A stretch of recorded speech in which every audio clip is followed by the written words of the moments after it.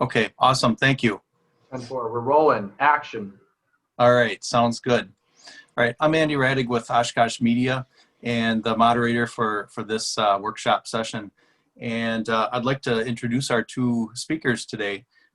First, we'll have Joe Wiedenmeyer, and Joe is the president of the Friends of Oshkosh Community Media and has been involved in the Friends of OCM for almost 10 years. Joe had worked in IT for education and has an interest in photography. Joe is also a graduate of the Radio TV Film Department of UW Oshkosh. And in the second half of our presentation, we'll hear from Tom Laux. And Tom is the director of Marshfield Media Access Channel and provides public relations for city departments. And prior to working in community media, Tom owned a professional photography business and pursued a photojournalism career. Tom is also on the WCM board of directors and holds a Bachelor of Arts in Mass Communications from Winona State. So welcome everybody to our workshop. And Joe, I guess I'll turn it over to you if you can tell us a little bit about the OCM card fundraiser that the Friends Board has been involved with for several years.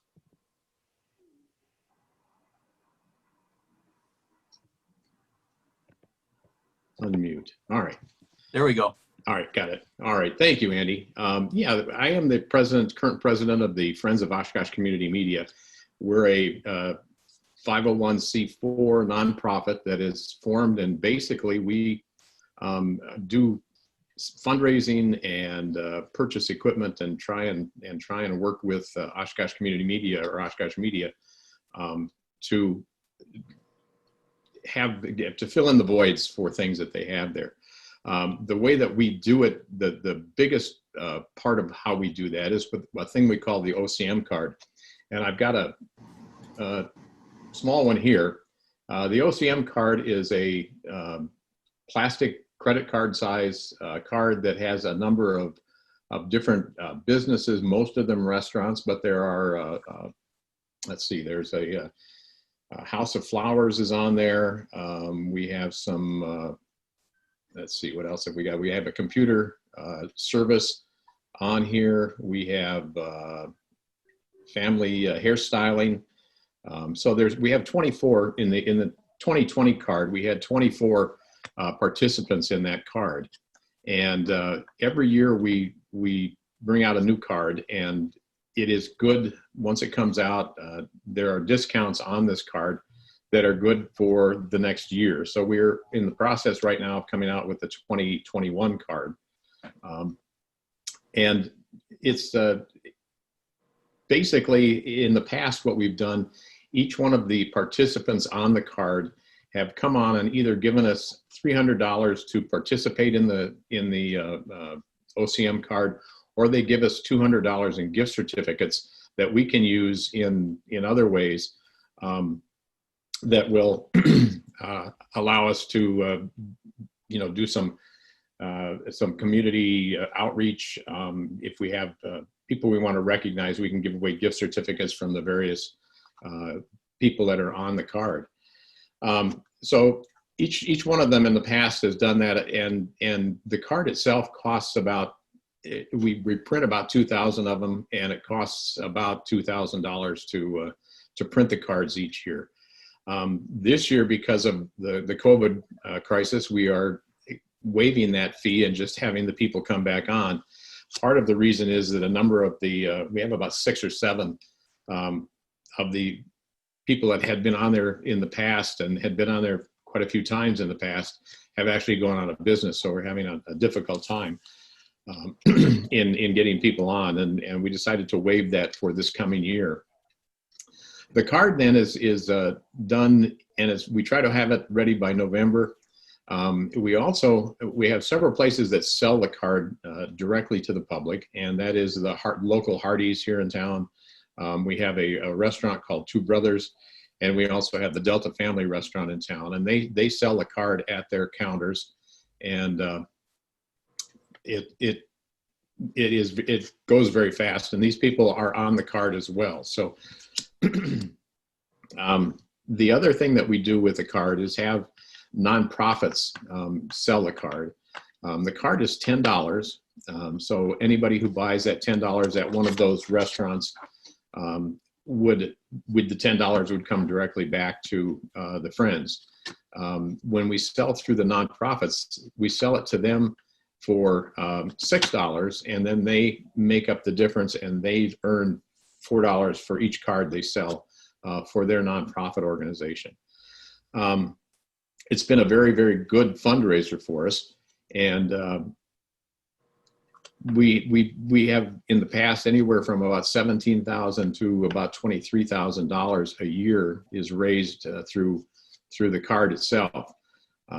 It's not.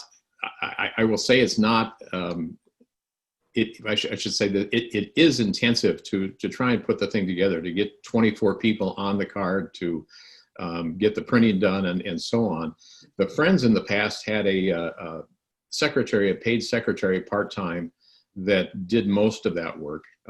And we have lost that secretary now, so it kind of has fallen on me to get that going. But once the card is ready and done, it's basically, we have about 3 months that it takes to get everything together, get all the printing done, get everything ready, and get it sent out and maintained for all of the things. And it then is basically it's a no-brainer for the rest of the year. We kind of sit back, and they collect at Hardee's and Two Brothers and at the Delta, and every month or every other month or so, we go in and get that money back from them and bring it in. As I said, it's been a very good fundraiser for us, and we have a lot of nonprofits that do a lot of things, especially around Christmas time. We promote it, and they promote it around Christmas time as a stocking stuffer. It's a great thing. Again, it's good for the entire year, and anywhere the people that are on it will give us what they want for discounts. Primarily, the restaurants give you a 10% off. It could be from a total food purchase, generally not drinks. It would be, in one case, the House of Flowers is a 20% off of cash and carry items that they have in the store. So some of them are specific, some of them are overall. Most of them, as I said, are food and not drink. There are, let me see what else we've got on here. I think most of them in that 10% range. I don't think there's anybody who's under that. So there's a lot of people on here. We hope to have this year anywhere between 15 and 20 people on the card. And then again, we'll go out and sell it.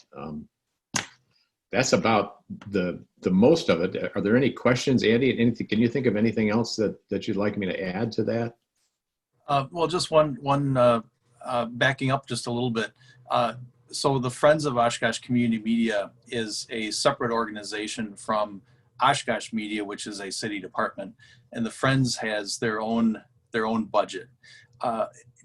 Joe, just a ballpark guesstimate, how much do you think the revenue from the card, how much of the Friends budget does that generate, just as a guess? I'm saying it's probably about 50 to 60% of the revenue that comes in. We have some other things that we do with programs that we produce that bring that money in, but that's the basic overall every year that we have coming in. And so it's a very good fundraiser. We've done things, we take the money, we try and let people know where the money goes. For instance, this year we spent that, the Friends actually own the license on the radio station in Oshkosh, the low power radio station, WOCTLP. And we purchased the equipment and so on for that. So we've upgraded that with transmitters, with new automation equipment and so on. And Oshkosh Media maintains that equipment and runs it on a day-to-day basis. So the money is significant that comes in from that. It's been a really good fundraiser for us, and I guess that's about it. And I think the card has been around for so many years that people know to look for it now each year. And so it probably the most difficult time was when it was launched and people didn't really know about it too much. And so a lot of promotion was done at that time. But I think now it's caught on and people just know to look for it each year. And the price has never gone up either. It's always been $10, whereas Right. some of the other fundraiser cards have sort of gone up in price over the years. So I think Yeah, that made it more attractive. this time of the year, I get quite a bit of quite a number of calls from nonprofits that do this on a yearly basis. Once they get it in, it's a good thing for them. They have repeat customers, obviously, that they have coming back to purchase the card. So it really helps them with their fundraising as well. So all in all, it's kind of a win-win-win for everybody when all is said and done with it. It brings people into the restaurants. It generates a lot of foot traffic for them. It brings money in for us, and it also helps the community in giving them discounts on what's going on. So it's kind of a very nice overall project. A Joe, question just came go in. ahead, How Jim. many cards are printed each year? We print about 2,000 cards every year. I don't know that we've ever sold all 2,000 of them, but that I think we have not very many left this year, and we've had some issues, obviously, with COVID at the first of the year. So somebody else had a question. I do have a couple questions, Joe. This is Tom here. And you may have addressed this and I missed it. Sorry if I did. The monies that you raise, is that put into the budget for just public access programming for Marshfield then, and or for capital equipment for the producers like yourself? Well, it basically goes into the Friends. The Friends is a separate organization from Oshkosh Media, so it's completely separate. It goes into our account, and then it's used for our operating budget. We do the vast majority of it goes into purchasing equipment and purchasing upgrades and so on, license fees and things like that for radio station for that, all of this in Oshkosh. So it's there to help out the Oshkosh Media, which is a city organization, but it helps them with their budget shortfalls and hopefully is helping out there. Is this group made up of people that use the public access station there or watch it? I'm curious how those people maybe got involved. Sure. The board itself is just a community organization. We have people who have had backgrounds in radio, TV, film. We have people who were former teachers. We have had people on there that were working in marketing. We look for people that that can contribute to that. We have two committees on the board that are a programming committee that looks at programming and so on. How can we add to the programming, both the TV and the radio, excuse me. And for the radio station, we also look at the overall programming of that, the music. We encourage producers to come in and do their own productions. So that's pretty much the way that we work. It's a completely separate organization, a 501c4 nonprofit organization that is it's there to help out Oshkosh Media, but it's not part of Oshkosh Media. Joe, we had a question submitted. What benefits do the businesses get for selling the cards? Basically, it's foot traffic for the excuse me, foot traffic for the people coming in. Hopefully, it's a way of marketing for them to get people back again and again and again. Because the card doesn't expire, they can go back multiple times during the year and use that. And by giving them some volume business with the use of the card, that is the benefit that they get out of it. And that was another question you just touched on. Is it was asked how much people can use the card, if it's a one-time use or multi-use. It is multi-use. Again, it's the card itself is like a credit card. It is plastic. It's not going to wear out. It's not paper or anything, so it will last for the whole year. And basically wallet size, so that you can put it in there very easily. I'll put it up here again. I don't know if you can see that. It's probably backwards down here, but That's the front of the card and the back of the card. So they're small on here, but if you know that and they present it when they pay their checks or let the people know that they have the card, or when they pay to check out wherever they are, that's how they use it. How many Joe, hours go into another preparing? question. How much time about does it take for you to prepare that card and to line that all up? How much time do you think? I'm guessing when, like I said, there's about a 3-month window where the card is you start to go out and make contact with the businesses again to get them in there. If there are people that drop off, and we try and keep it up to 20 to 24 if we can. So there is some other things, you have to go out and solicit the other businesses to see if they want to come in. I'm guessing that somebody working full-time on this, or working to do it during that 3-month period, you're probably looking at maybe 20 hours to 30 hours a month during that time to try and get that card prepared, get it to the printer, go through the proofing process, making sure everything's the way it is, making sure going through all of the payment part of it and so on. So as I said, after that 3-month window, there's really nothing that you have to do with the card other than to collect the money from it. And it's kind of a mix of businesses. It's some national chains and it's some mom and pop places. Yeah, there's a lot of different things. Like I said, there's the national brands like Hardee's are on here, and Ground Round is on here. We've got House of Flowers, which is a local florist in town, and the Delta Family Restaurant, which is a local restaurant here. Rocky Rococo's is on the card. We have a place called the Computer Fixer Guys that do computer repair and so on. A local business, a supper club that's just outside of Oshkosh is on here. Let's see, what else have we got? Perkins is on here, the local Perkins. So you can use it at that particular location. Cristiano's Pizza, which is kind of a regional pizza place. And there's Jersey Mike's Subs is on here for Oshkosh. So those are a number of the people that are on it. And Joe, there was a question that came in. The card is very similar to the fundraisers that some of the athletics organizations do. Has there ever been a sense of competition between this card and those other fundraisers? There may have been in the beginning. I personally have not seen it since I've been on. Again, we've established the card. People know it comes out every year.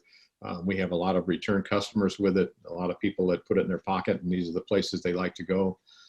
So I don't see a lot of competition between us and the athletic departments here in town. I do see the other ones going out and doing that, but I don't think they have, those cards don't have as many participants as we do on the card. So we have a broader variety, I think. And I think the pricing is a thing too, that it stayed at $10, and those other ones probably went up, I think, over the years. Very possible. Very possible. Joe, I just had one question. Watching your channel in the past, channels, we're just kind of really focusing on the card, but does the Friends do anything? As I've known, there's advertisements like a House of Flowers on some videos. Is that part of your guys' part? Part of what House of Flowers does for us is, in addition to being on the card, giving us those gift certificates and so on, they also provide the set backgrounds and backdrops for the studio. So that's part of their participation in the card with it. Again, we give them credit then on all of the productions that they are worked with. Okay, well, if folks would like to continue to think of any other questions for Joe, I'd like to turn it over to Tom. And Tom has a lot of background in working with neighboring communities and setting up intergovernmental agreements for coverage of local meetings and similar types of arrangements. So Tom, I guess if you'd like to take it away and talk a little bit about that. Sure. Everyone can hear me okay? Go ahead. All right. Let me just grab my screen here. I'm not going to share anything, but I kind of want to go over 5 important points that I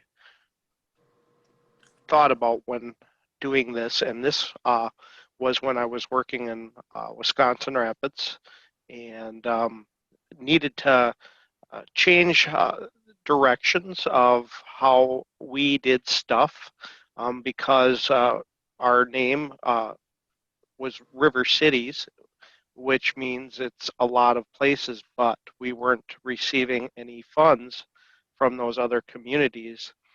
And it just kind of pointed out we need to do something about that or get them to share in. And that wasn't such an easy process, but we could give them something in return uh, as to get money from them instead of just asking them for their money because you're part of the station. So I will kind of go over a few things why why we did that, and it did come started really came from when we had a commission, and one of those commission members were a member of the council and was also the president of the council, and basically myself getting public access more into the eyes of the community and the leaders of the city, uh, they that stirred up discussion, and that's how it all started.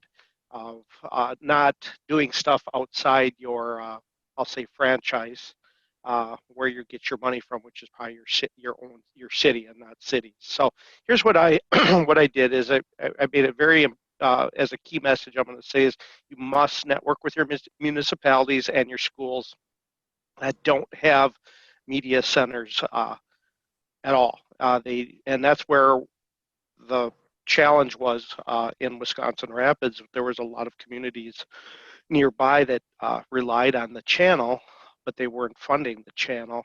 But they didn't understand how the channel was funded to begin with. So those are the things why we wanted to do is we needed to educate. So we really turned to educate the leaders in those communities, um, and that's where I started, along with a lot of the leaders within their communities to understand that. So one of the big things and the key message is to prove your worth. That's really important. So if you don't have things together right away, wait. Don't just go out there and try to do things if you're not prepared to really do what you say you can do. No info about your community. It's just like going for a job interview. If you don't know things about that community, you're probably going to fail. And you need to know everything about that community before you really kind of say, will you pay us for something? Get those elected officials behind you that are in those communities. We've heard that 1,000 times, but that is so true. Stop doing things for free. I think you really have to be careful with that as a staff. Um, it's different if you're volunteers and stuff like that. Although in Wisconsin Rapids, I was trying to establish a so-called membership thing, but that didn't seem to totally work out. But people outside the community of Wisconsin Rapids could participate in the Access Center and use the equipment when their government was able to fund uh, the station through similar things like government meetings. So that was kind of the deal with that. So that was a perk to let people know that they couldn't just use it for free anymore. And it's no different than a Parks and Rec uh, service that's provided always, and you pretty much see it continually, that non-residents are going to pay a higher fee than residents. So we took that approach to that. Um, I think a good thing is to show off your tools and your knowledge.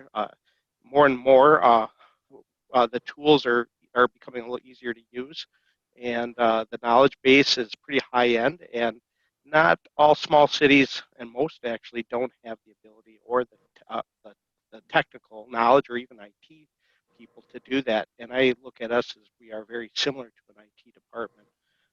That's partially why Rapids is part of the IT department now, because I see a lot of there was a lot of similarities and they did kind of combined in that area. So think out of the box.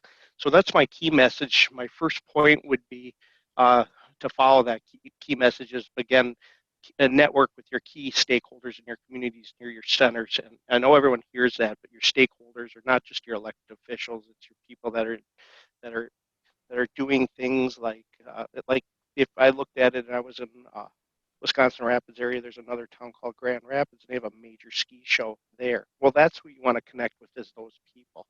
Um, yeah, they're pretty much connected to Rapids, but how do you get that? How do you get their support? How do you get the board support when that ski show is in their territory? So we really look at really getting those key stakeholders. Yes, go ahead. Excuse me. Your audio is going in and out. Well, that's not good. It was yeah. Here, how about now? Sounds good right now. I will push my mic into my head here a little bit. Face. Yeah, that's more consistent. Thank you. Yep. I'm using wireless Cisco technology, so I'll see if it works. So anyway, and then go to their community events. It doesn't mean go film them. Go attend. Show your face. Be a part of the community. Don't go there with a camera. You don't need to do that. I never did that when when I used to be a photographer doing major photo stories. I got to get to know the families, the people first. They have more comfort in you and understand that you value their stuff and you're not just there for yourself. You value them. So go to your events that are outside your community as much as you can. Get residents on board first in those communities. It's a must. This whole thing is about resident engagement. You don't have engagement from them, you're not going to get viewers. So I think it's really important that you have those residents on board that they want it, and they also may want to participate. Excuse me. Point two, invite your municipal leaders into your studios. That was one of my key pieces to do, is to get those people that I just talked about, but into your studio. Have a video presentation ready. And that presentation may just be to the demographic or audience of their community. Excuse me. And that's really, really important because every community has a different demographic and audience. So what are you going to offer them for a service?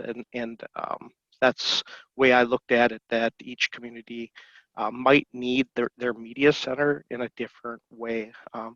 We're offering a lot of services, not just taping of meetings and things like that, but that's one of the main things that I started with is filming meetings. And in those communities, they didn't have that ability to do that. So brochures and a price list, I think, is very important to be ready and key with that and have that available when you guys invite that municipal leader to your studios.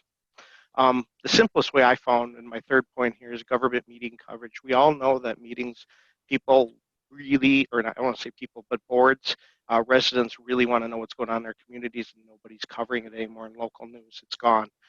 You'll see a reporter there anymore, even in the size of Oshkosh now. Their news staffs are just gone. But we cover we cover gavel to gavel, and what can we do in those communities? We can't really do it for free like it was done before in that Rapids area. So I came up with an idea. Well, how about this? We all win if you pay us $1,000 for coverage of maybe 14 meetings, and that's really where we went, is to make it affordable, but we're both getting something out of it, and we're kind of covering our cost. The nice thing, we're not looking to make a ton of money on this because Rapids was able to get their full franchise fee, and we looked at it that way.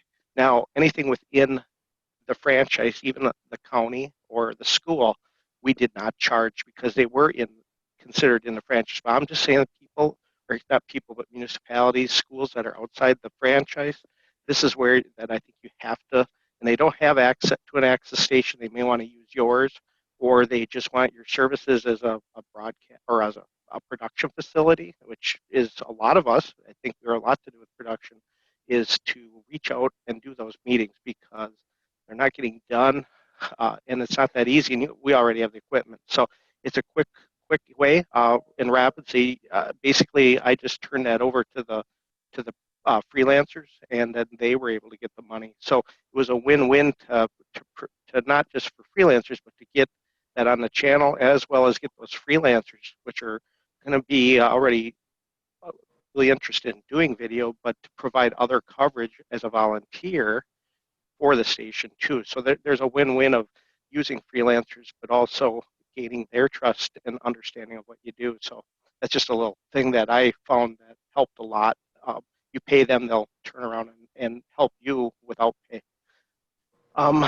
Municipal, excuse me, point four is municipalities have budget meetings, and they all do. Most of them have them for entities that are outside the city government. We have them here, other places as well, that places that want to ask for money. And we have about 15 here in Marshfield. We have a separate meeting. Make sure you get on the budget in that meeting. You have to get on that meeting. So if you're not sure if they have a budget meeting for items that they might fund outside the city, like well, I mean, CV or your convention and visitor bureau are a little bit different because they have to, but things like your chambers or your main streets, uh, those are entities that may want to come in and ask for money. Well, that's another area where can be done. Get on an agenda and to these municipalities if they don't know anything about you. Get on their agenda. This is a good chance to talk about what you can do for the community from your media center. And then if you can't, I would use public comment. There's a lot of places that still allow public comment that things are not on the agenda. We do on every meeting here. What a great way to get in front of your elected officials. Maybe the board or the mayor or I guess wouldn't want you on, but you have the right to do that. Maybe others would want to see that, or your residents that are there, and then they get involved and say, hey, why not? So I mean, don't just, they say no, don't just walk away. And the fifth point is what I'm saying is don't give up.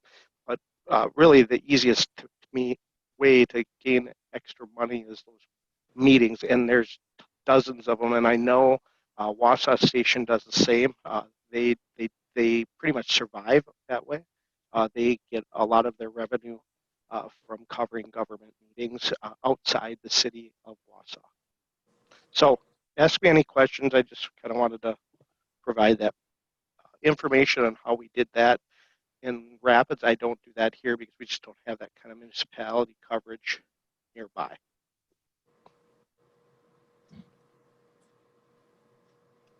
So Tom, it's still very, as was my experience there too, it's still very much volunteer driven in terms of the production of those neighboring communities meetings. I know I always wrestled with the idea of sending staff over to cover a town of Grand Rapids meeting, but generally speaking, it was a volunteer or an independent producer that would do the coverage. Yeah, it was originally when I was there in the beginning, but then I turned it around in my time there to either either certain communities would pay that person directly, or they would turn around and pay the city, and we'd turn around and pay them a $75 fee for no matter if that meeting was 5 minutes or 2 hours. That's what they had to do. Was there a break-even point? We didn't lose money, but you would have lost money if you sent a staffer because that's time. That's your time, and you got to pay them. There's not a lot of time in taking a finished file and dropping it in our broadcast system. So I looked at it that way, that we're not, you really shouldn't be doing stuff for municipalities that are not, when it's government facing stuff for them, they should really kind of pitch in and why not, offer them your services. We have a lot of, that's why media centers are just amazing what they can offer the public. Yeah, I'd like to, this is Nathan Bosler. I'd like to join in because I used to, back in 2005, I started a video production company. And I started because I was 20. I had a local city, my city I was born and raised in Sammamish, willing to pay me $500 for a 2-hour meeting and then $1,000 to cut the meeting out for the next day. And they had budgeted that. And then they started throwing me a $2,500 budget, a $4,000 budget to do a fire safety training video, and then a fireworks safety training video, and all this sort of stuff. And the city was willing to just pay money to have it continue going for the local government access channel. We're not privileged enough here in this area of our, this West Coast area we're in Seattle area, to have public access stations. We rely on our government's to do the public access. And if we're lucky, we get a signal for the local channel for the education, for like a local community college or something. But we don't really have any public government entities with cable. So we're all purely, for the most part, OTT out here, unless you are a government entity. But I just want to chime in that and share my 2 cents there. And Nathan, where was that town that you started in? Well, I started in Sammamish, and then Bellevue was next door, and then they started paying me, and then SeaTac was next door, Tukwila, Burien, and then I was going to kill myself because I was doing like 9 council meetings a week. And even though it was good money, I could only do and pump out so many. So that's why I actually started reinvesting our profit into developing the Castus platform to streamline it all so we could sell to more cities and build that edge. So this was back in 2007, 2008, before we even discussed. Wow. There's a market. There's ACM, yeah. there's WCM. There are all these organizations. Yeah, that's awesome. And there is definitely a market, as you know, Nathan, that there's companies out there that are doing 18,000 meetings in one night with a distribution center sitting in Texas. Why couldn't these stations here do the same thing? You could.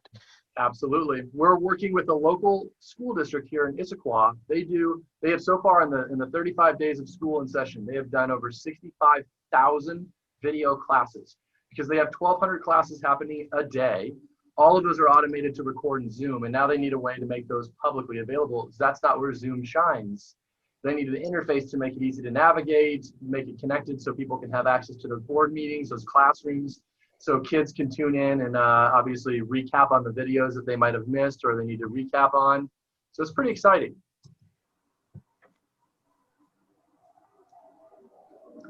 Any other questions for either Tom or Joe? Andy, I have one thing. I misspoke earlier. They asked me how many cards we print in a year. Actually, we print 4,000 cards in a year. And these are the latest that we have. So we've sold over 3,000 of these cards this year. Okay. Yeah, I love this idea about the cards. And one of my employees came in here and was like, yeah, you guys, we should sell this to our local Chamber of Commerce. This could be huge for a local Chamber of Commerce, having these cards to promote the local businesses. I think it's really, really cool. Because, you know, Microsoft has their cards too. See them all the time. And they get 15% off at local, here and there. And it's just like, well, yeah, nice to get the discount everywhere. So that's what I like about these cards. I think it's pretty innovative. Yeah, our athletics in our high school and stuff, hockey, wrestling, baseball, golf, they all had some type of a card fundraiser like this. And people will pay it because it's all places that they go to. And if you just even go to a couple of places, you've paid for the card, you know, even one sometimes. Yeah, exactly. So it's great. Yeah. Yeah, that is a really good point. And one of the things I like maybe that I'm going to mention to our producers is, and you kind of, if anybody was watching last night, kind of got someone mentioned about, you know, why we need to get our stations out. I think this is a great way to say, well, here you go. Here's like a Friends of Access. So here's a card. Help us. I think it's really essential that we get the producers or our team like you guys to help this, because the station managers can't do it all. It's impossible. So what I'm just saying is I think you get these cards or this idea into the hands of the local producers. Well, I have a moment too. I just wanted to thank you, Tom, and also Joe for offering up your time and ideas today, while I can still fit a word in edgewise here. But if there are any other questions, we can throw those out here too. Okay, 'cause I'm gonna be closing out the break rooms now. Okay, guys? All right, great job. Thank you so much.